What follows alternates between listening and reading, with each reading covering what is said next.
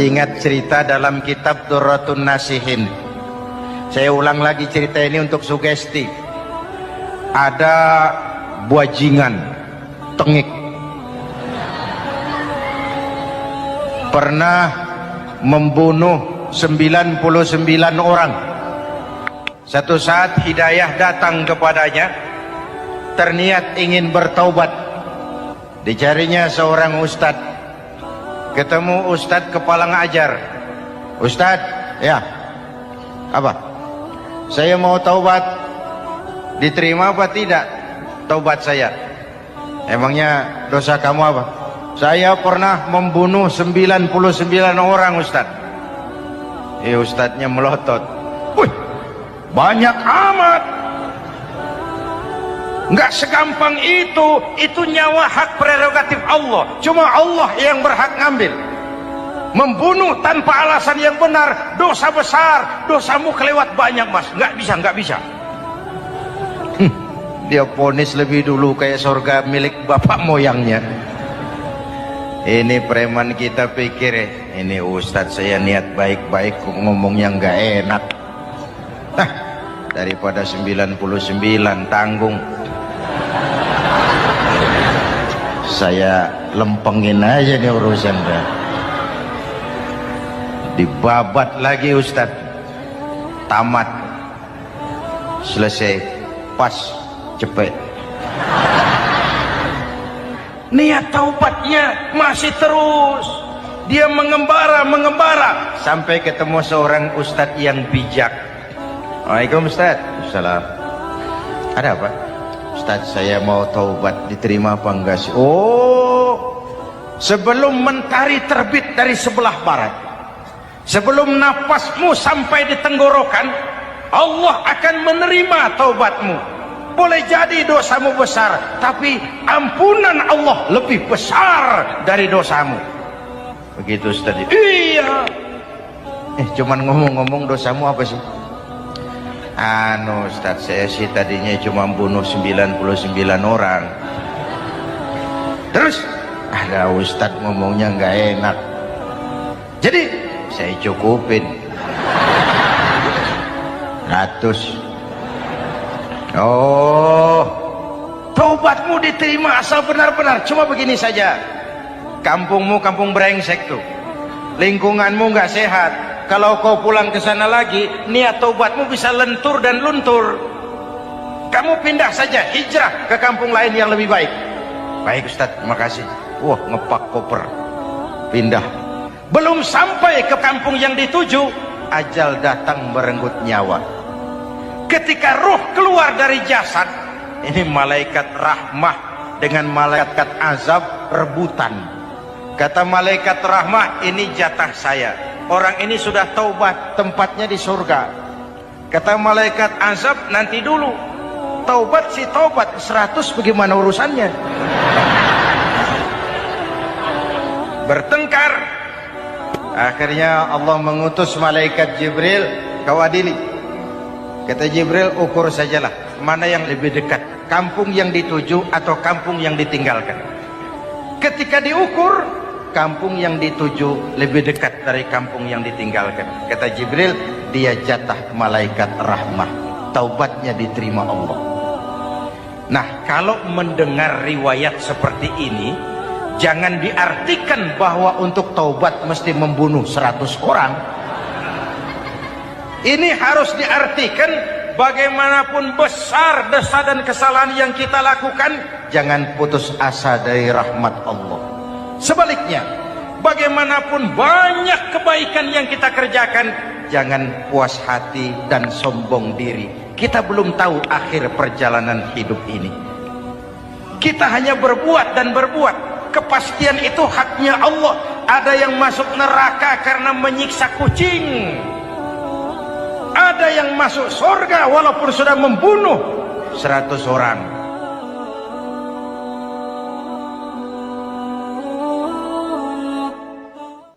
Belum pernah Allah menciptakan makhluk seindah manusia, sesempurna manusia. Belum pernah. Itu di Ragunan makhluk Allah puluhan ribu. Bandingin nama kita, bagus mana?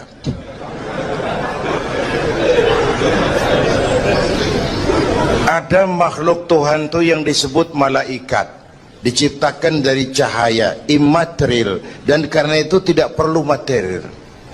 Malaikat diberikan akal tapi tidak diberikan nafsu. Kalau malaikat selalu benar, nggak istimewa. Kalau malaikat nggak pernah salah, wajar. Nggak ada yang bikin mereka salah. Material nggak perlu, seksual nggak perlu, sama duit budek, sama perempuan kagak open. Malaikat. Sebaliknya ada makhluk Allah yang namanya binatang, diberikan otak tapi tidak diberikan akal. Mereka hanya diberi nafsu. Sapi kalau dia ngelihat rumput, nggak usah nanya ini rumput halal apa haram, nggak usah.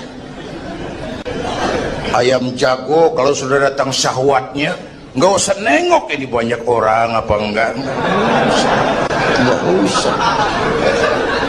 Dan itu wajar binatang. Nah yang ketiga kita manusia, makhluk paling kompleks, diberi akal, diberi nafsu.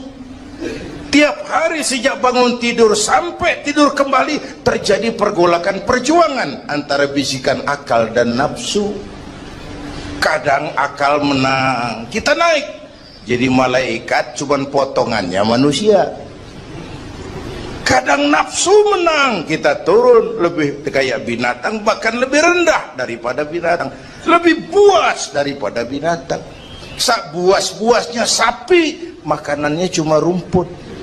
Manusia kalau sudah buas itu aspal, kabel telepon, minumnya solar,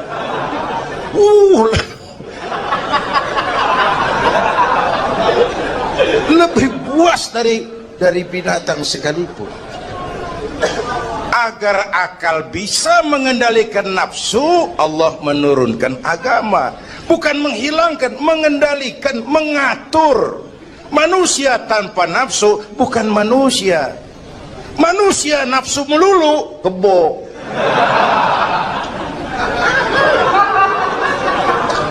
Islam nih, agama nih nggak ngilangin nafsu, ngatur supaya sesuatu pada tempatnya. Jangankan hidup berkehidupan, pakai kopiah saja mesti ada caranya tuh. Ya, ada cara ceramah ya gini, dagang miringin dikit, main gaple begini.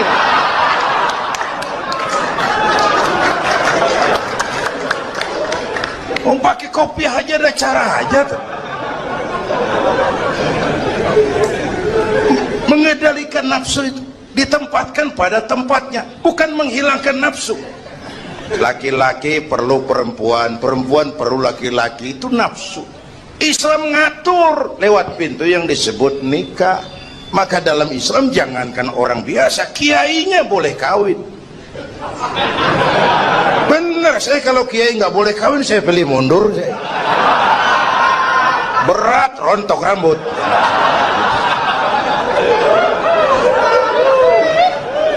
Ngatur. Saudara-saudara hadirin yang saya hormati, jadi ternyata di sini bukan perjalanan terakhir. Bahkan ini harus jadi titik awal ke depan, menata hari esok yang lebih pasti dan lebih baik. Pertama, jangan pernah terniat kita akan kembali ke sini lagi. Jangan pernah terniat bahwa kita optimis, itu harus. Bahwa kita semua punya salah, itu pasti. Nih, saya nih, Zainuddin nih, kalau mengharap masuk surga pakai amal yang saya kerjakan sendiri, roman-romannya tipis harapan. Bener. Sholat saya berapa banyak saya tahu, sedekah saya berapa duit saya tahu, sholat saya berapa banyak saya tahu. Terus saya baca sejarah, Nabi Adam dosanya atu, makan buah khuldi. Nabi Adam dosanya atu, dikeluarin dari surga. Kita dosa banyak, pengen masuk. Kan kagak nyambung nih, nggak nyeklek nih. Untung Allah itu bukan Tuhan pendendam. Allah itu ramah dan penuh rahmah. Manusia, dosamu banyak, coba kau lihat rahmatku jauh lebih banyak. Manusia, dosamu besar, lihat ampunanku jauh lebih besar. Kau nangis di hadapanku, aku senyum melihatmu. Kau berjalan menujuku, aku lari menyambutmu. Sini manusia, sini. Itu yang bikin kita optimis. Allah ramah dan penuh rahmah. Tuhan kita bukan Tuhan pendendam. Jangankan kita nih yang ada dalam Dorotan Riyadhus Shalihin itu kan riwayat lama. Ada mbahnya bajingan, tengik lagi. Ini pernah membunuh 99 manusia, 99 orang dibunuh. Bayangin, satu hari datang hidayah, ada keinginan taubat kembali, berangkat dia cari ustadz mau menyatakan taubat. Yang ditemuin ustadz belum tapi matang, masih mengkel. Assalamualaikum ustadz. Salam. Kenapa ustadz, saya mau nanya apa, saya mau taubat, bisa nggak sih? Emang dosa ente apa? Saya pernah bunuh 99 orang ustadz. Oh, ente kelewatan amat. 99 mau gedean itu, susah taubatnya, susah. Enak aja 99 dibunuh, kurang ajar ente.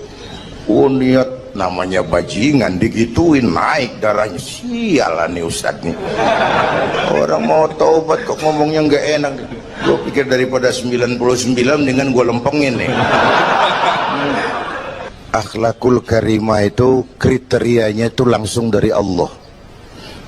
Jadi bukan manusia yang menentukan sesuatu itu baik, benar, salah. Itu hak prerogatif Allah. Nah, akhlak ini lebih lengkap, lebih sempurna daripada daripada adat misalnya. Anak muda yang lewat di depan orang tua membungkukkan badan, itu dianggap sudah cukup beradat, tapi belum tentu berakhlak. Niatnya apa dia bungkukin badan? Ngedek kaki-kaki udah bongkok. Tergantung niatnya.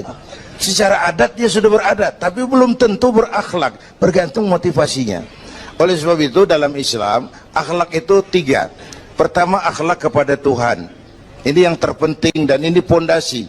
Akhlak kepada Tuhan itu intinya 2. Jangan menyekutukannya dengan sesuatu pun, jangan menyembah kecuali hanya kepadanya. Itu berakhlak apa tidak kita kepada Tuhan, kelihatan dari 2 ini.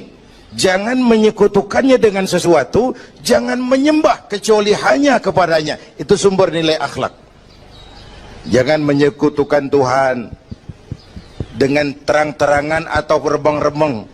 Kadang-kadang kita terang-terangan enggak, remeng-remeng kejebak. Gue entak pakai cincin ini nih, loh, cincin dah. Gue entak pakai cincin ini nih. Jangan anak perawan, nenek-nenek lihat gue lemes. Nenek-nenek ya lemes. Nah, jangan menyembah kecuali hanya kepadanya. 1. Yang kedua, akhlak kepada sesama. Baik sesama muslim, non-muslim, dan seterusnya. Yang ketiga, akhlak kepada lingkungan. Ini sama pohon ini kan kita harus berakhlak. Sama air kita harus berakhlak.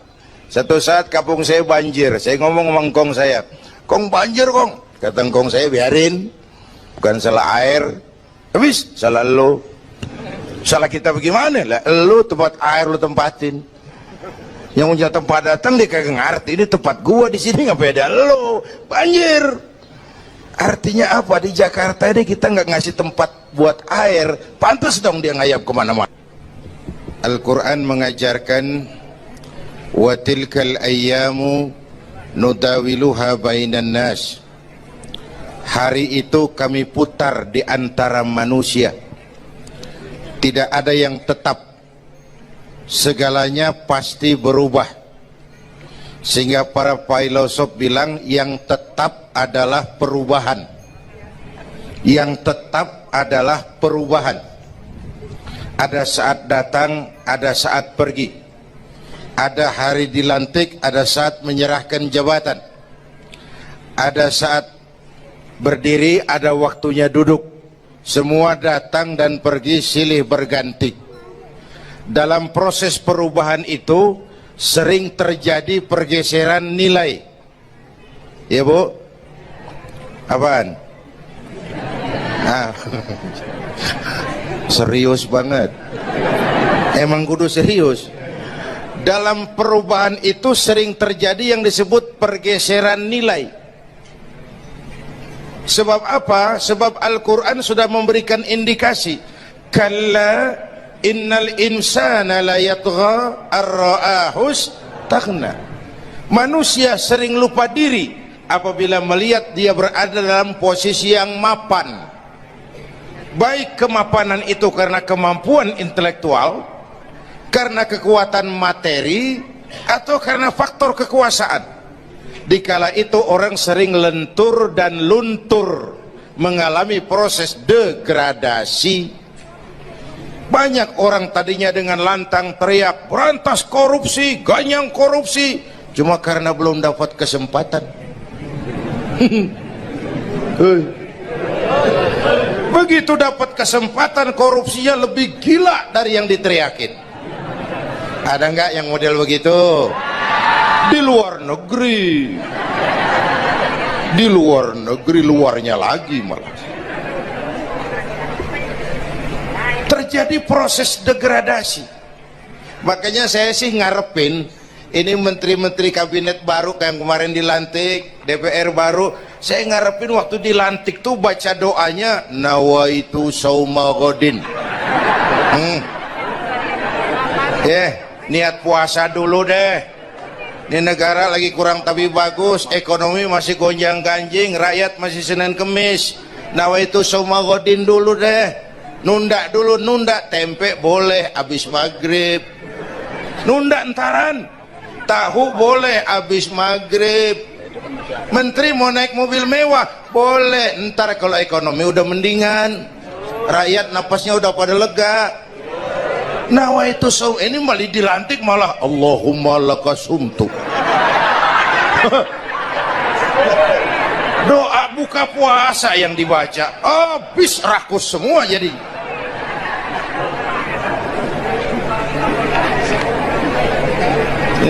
Dengerin ngikutin senturi ya, ban bingung kita. Siapa yang nanggung jawab ini? Yang jawab banyak banget, yang nanggung kagak ada. Bener nih, yang jawab semua jawab pakai jurus bekelit. Yang nanggung kagak ada. Nih ujung-ujungnya saya khawatir kayak lagu Bengawan Solo, akhirnya ke laut. Kalau udah ke laut udah kagak ada yang ngurusin, udah ribet urusan.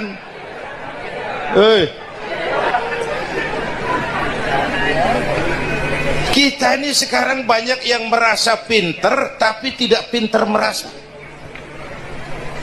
Akibat era informasi kita banyak tahu tapi nggak tahu banyak. Coba dong, siapa aja ngomong apa aja diomongin, begitu dia dalemin, gue juga katanya. Banyak tahu tapi nggak tahu banyak. Merasa pinter tapi nggak pinter merasa. Orang tuh kalau merasa pinter yang timbul keangkuhan, tapi kalau pinter merasa yang timbul kebijakan. Ayolah, nah itu sama godin sebentar kok, nunggu maghrib deh. Kalau ekonomi udah beres, rakyat hidup jodoh rada mapan, itu menteri mau pakai mobil buahnya mewah, masa bodo amat.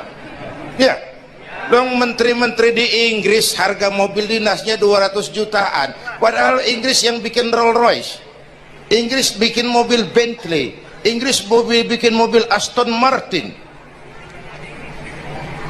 Aston Martin itu merek parfum apa mobil pakai? Hah? Merek parfum apa mobil? Merek mobil bang. Itu Aston Martin yang dipakai James Bond itu. Oh iya iya. Punya pakai? Gue juga katanya.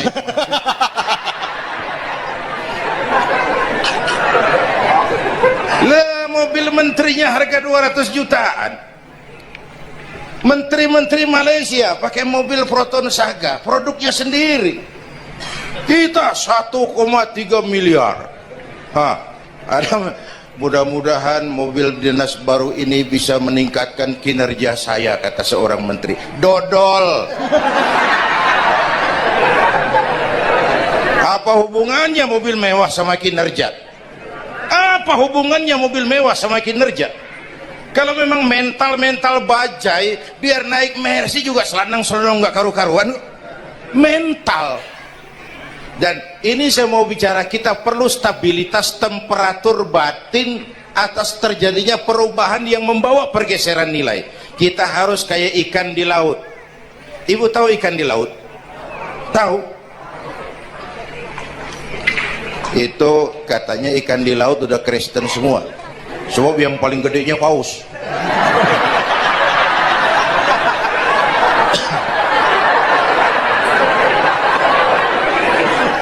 Menghadapi arus perubahan kita itu harus seperti ikan di laut, kata saya tadi.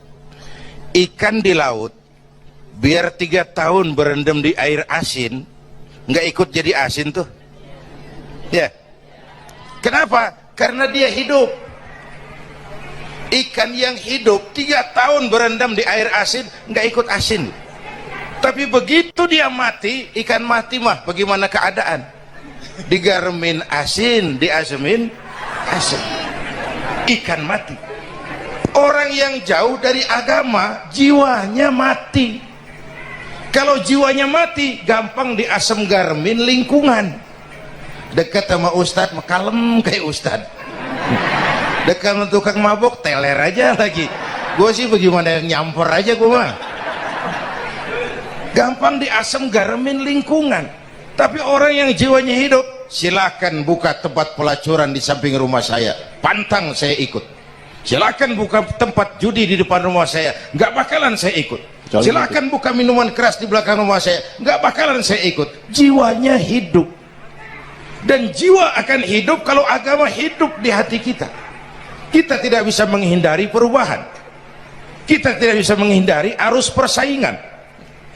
Sekarang ini jangankan dagang, jadi kiai juga kalau nggak sanggup bersaing. Ini bahasa kasar tapi jujur. Curhat. Karena sekarang orang hidup di zaman banyak pilihan. Pergeseran nilai pasti. Alif bawah e alif depan u a e u mim da semata dalapan talam depan lu mata lu. Berasa. Nah, begitu masuk listrik, rumah pada terang, terjadi pergeseran nilai. Apa yang kita lihat? Televisi main gede-gedean. Ya, ya. Ngaku lu, ngaku. Suara Al-Quran sepi. Jangankan yang baca Barzanji, yang apal sifat 20, yang baca Quran pun sepi. Ini pergeseran nilai. Dulu sosial kontrol tajam, Pak. Orang peduli sama lingkungan. Dulu, sekarang lu gue. Ya. Ya.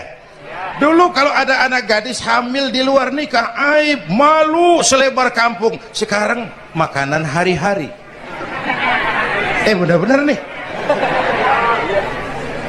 Ibu-ibu lebih menghargai selingkuh daripada poligami. Ayo ngaku. Yang bapaknya senyumnya lebar banget nih Pak. Yang bapak. Terjadi pergeseran nilai. Nah, kita ingin pergeseran nilai itu yang positif, bukan yang negatif. Nah, supaya bisa kita harus punya filter. Ini kan abad entertain, Pak. Orang pandai membangun pencitraan sekarang ini.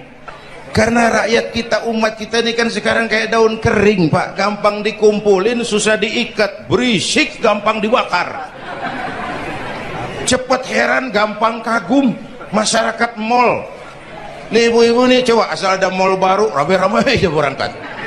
Belah sono buka, rame-rame dia ke sono. Kagak belanja. Numpang heran doang. Ke sono heran, kemari kagum. Ini dimanfaatkan oleh ahli entertain, pandai membungkus, membangun opini, membangun pencitraan. Maka kita harus punya filter. menghadapi arus perubahan harus punya stabilitas temperatur batin. Apa konsepsi dasarnya? Agama, Bu. Kekuasaan kalau jatuh ke tangan orang beriman aman. Ilmu kalau jatuh ke tangan orang beriman manfaat. Harta kalau jatuh ke tangan orang beriman manfaat, rahmatan lil. Tapi kekuasaan jatuh di tangan orang yang jauh dari iman, Fir'aun kan dulunya cuman raja bang, cuman kelamaan jadi raja nggak ada yang nandingin, akhirnya lupa daratan ngaku jadi Tuhan.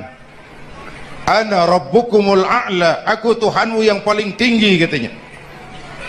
Dihadapi oleh Musa. Dulu mah adu sihir, sekarang pan adu konsep. Itu cuman beda versi aja. Dulu adu sihir, sekarang adu visi dan misi. Polanya sama, begitu orang tuh dikenal dari visi dan misinya. Akhirnya Fir'aun mengangkat diri jadi Tuhan, ditenggelamkan di Laut Merah. Begitu udah cengap-cengap napas sampai tenggorokan baru amantu bi Rabbi Musa wa Harun. Aduh, kalau begini saya juga percaya sama Tuhannya Musa. Udah mau mati, walaikal maut, gemes banget, dikedukin lumpur, dijubulin, mampus loh. Kemarin kemana udah gini hari baru beriman. Kekayaan kalau jatuh di tangan orang yang jauh dari iman, yang muncul korun, lupa diri, lupa daratan, masuk dalam kategori kalla innal insana la yatgha ar-ra'ahus taghna. Maka dalam pada itu kita bersyukur Majelis Ulama memberikan fatwa yang berkenaan dengan perubahan-perubahan yang terjadi di tengah-tengah kita, supaya kita ini punya pagar, supaya kita punya benteng ada yang kita pegang. Dan yang memberikan fatwa juga Majelis Ulama, bukan seorang tuh, majelis, lalu terdiri dari berbagai macam proses pertimbangan. Nggak sembari ngelamun di bawah pohon jambu tuh nyusun fatwa tuh. Saya perlu sampaikan ini sebab orang kan harus hati-hati. Memang ada hadis, barang siapa yang berijtihad lalu ijtihadnya benar dapat 2 pahala, kalau ijtihadnya salah dia dapat 1 pahala. Manijtahada, man di sini bukan lil itlaq, bukan siapa saja, barang siapa lalu siapa saja, nggak beres urusan. Barang siapa yang memenuhi persyaratan untuk berijtihad lalu dia berijtihad, itu yang kalau salah dapat 2, kalau salah dapat 1, kalau benar dapat 2. Jadi manijtama'a fihi syurutul ijtihad, bukan man lil itlaq lalu siapa saja boleh berijtihad lalu lahir fatwa yang aneh-aneh. Tetapi sungguh pun demikian, fatwa Majelis Ulama itu tidak bersifat mengikat. Ini yang bijaksananya. Tuh dalam Al-Quran Pak, Bu, balik lagi ke ceramah nih. Dalam Al-Quran Allah itu maha bijaksana. Kapan? Coba. Kalau sorga disediakan untuk orang yang tidak punya dosa, sepi sorga. Ya, nih ayo jujur nih, ada nggak yang kagak punya dosa di sini? Nggak ada. Untung Allah bilang apa? Wa amma man sakulat mawazinuhu fahuwa fi 'ishatir radiyah. Orang yang timbangan kebaikannya lebih berat dari timbangan